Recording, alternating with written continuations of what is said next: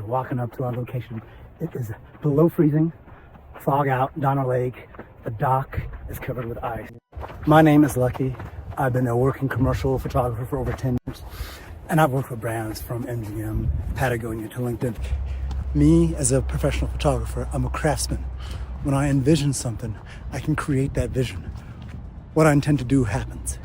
As an artist, as a professional and personal branding guide, we talk about an idea and take that idea on and explore it together to create a vision. And we had to iterate quite a bit. And that's a lot of what personal branding is. It's a bit of self-discovery and storytelling. Corporate branding, your big company branding, think LinkedIn, think Nike. Those are tribes that people want to associate with, but those can be driven by a personal brand, but those are not the personal brand. You have Tesla, which has its own brand. People that want to have electric cars or want to be part of the tribe that isn't using fossil fuels, they may flock toward Tesla. However, the personal brand of Elon Musk may have some people deciding that maybe they don't want to actually play with Tesla. Or maybe some people are specifically fans of Elon Musk's personal brand, and that's the specific reason that they have decided to move over from the F-150 to the Cybertruck. So personal brand is not the same thing as like a corporate brand. The other thing that sometimes for creatives like myself that can be confusing is, what is the difference between your personal brand and your professional reputation?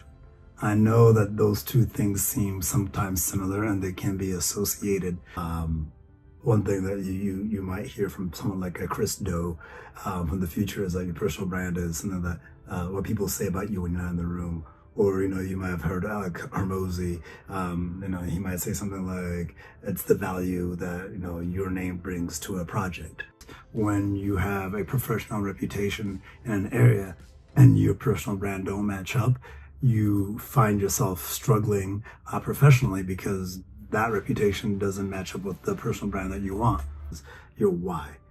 What are you trying to do and who are you serving? Or maybe we should start with, who are you serving? Whose life do you want to transform? And what transformation are those people going to have after they interact with you?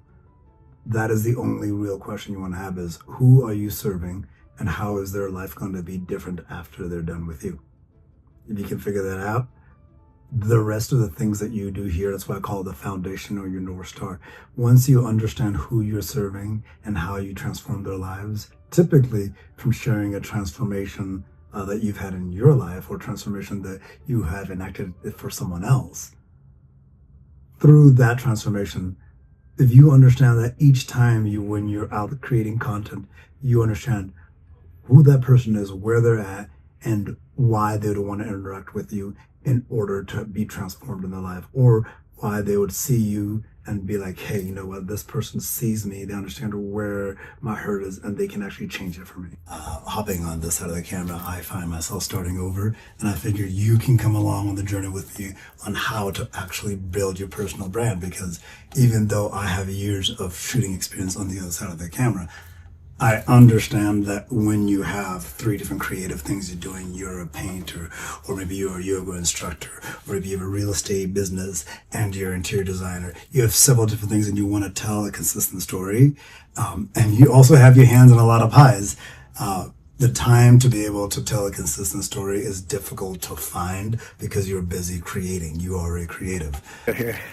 This is going to be a foundational piece. This is not a master class. This is a foundation. It's kind of a guiding star, a map for how you too can create a personal brand that moves you bottom line, a personal brand that's effective, to be able to create something that doesn't take up all your time. I think this is a video for the creative entrepreneur, the multi-passionate, the polymath, all right? Now, so this is what this is going to help you out with. This is who you're going to send that out to. That friend that you believe in that's super talented, but just has not been able to get a huge break. They got plenty of breaks, but not a big one.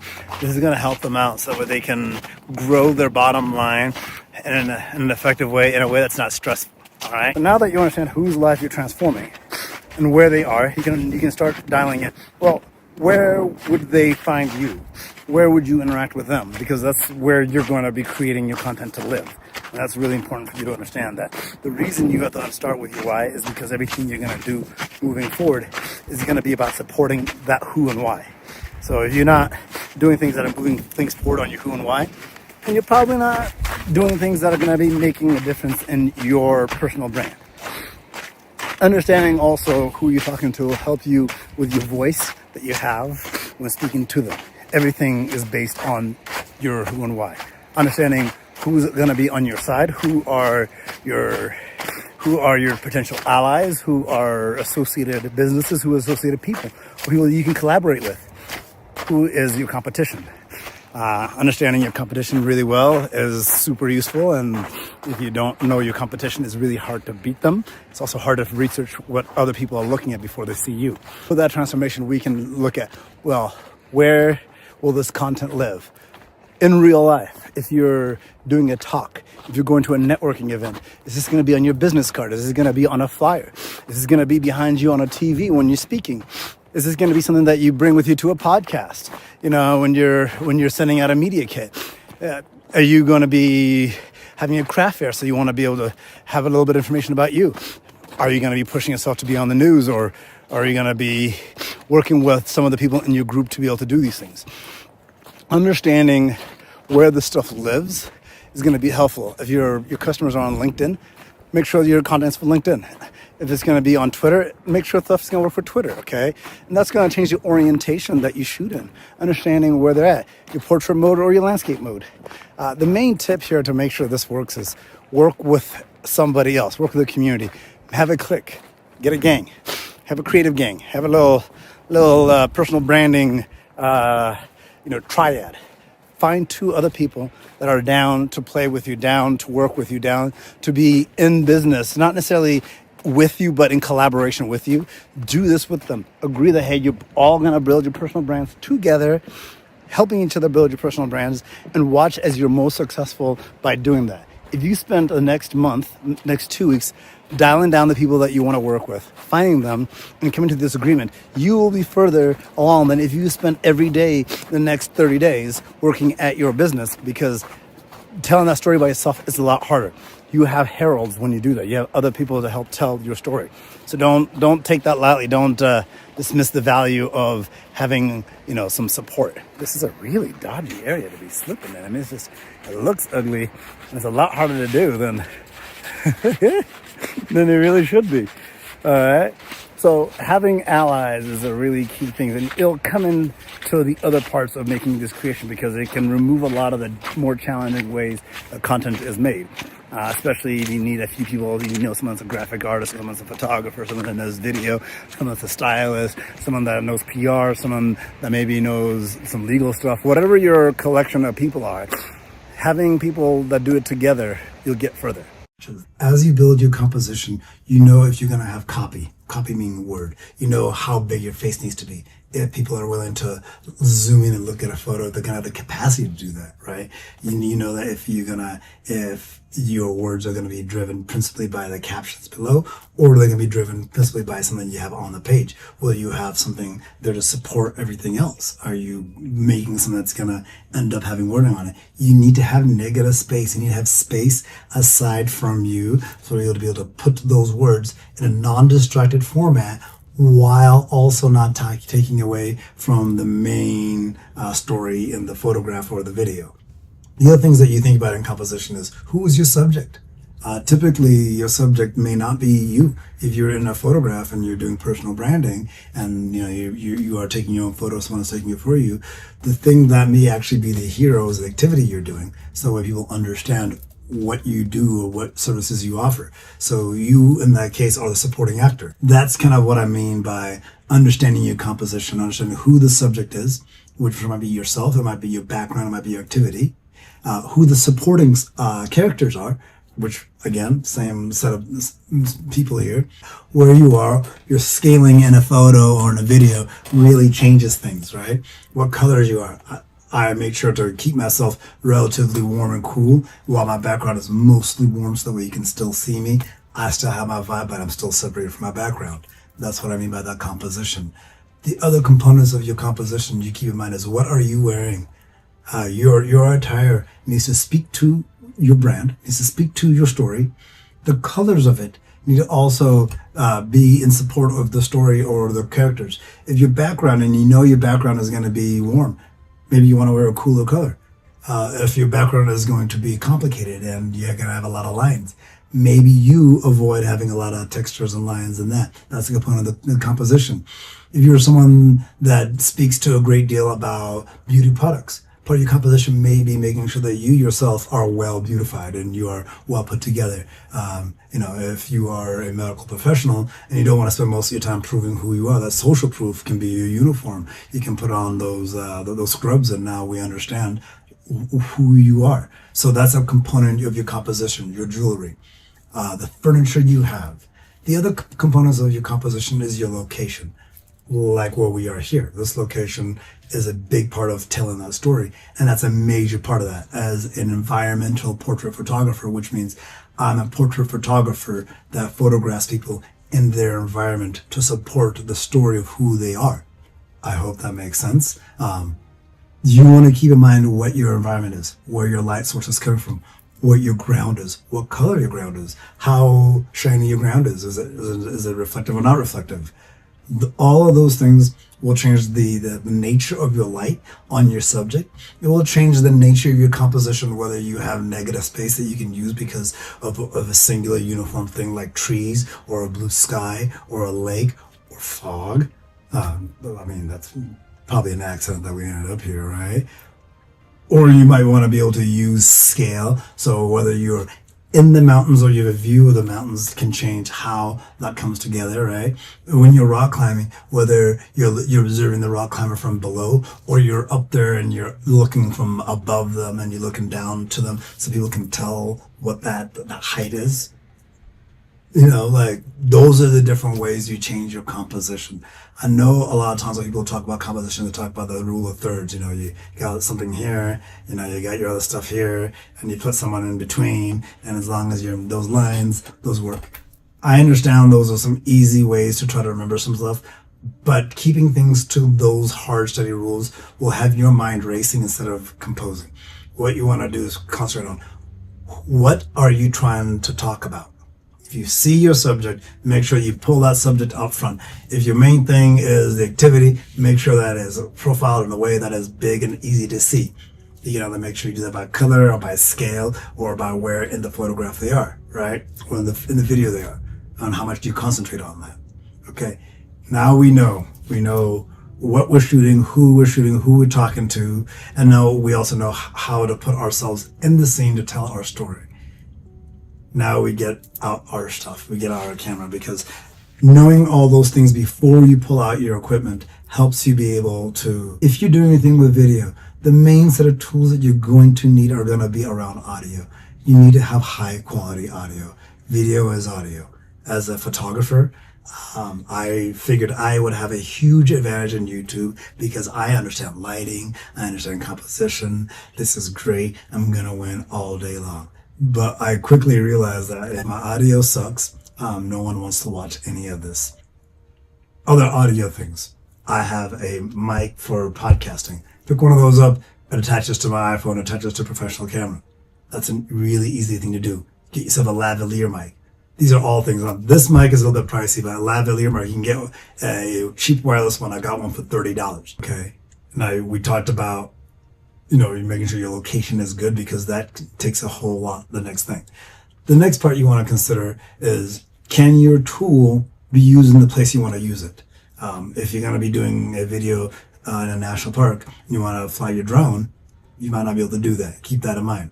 If you want to bring your fancy gimbal camera out in a public setting and it's privately owned, the people that own that property may say, hey, not in my restaurant, not in my bar, not in my casino, not in my whatever.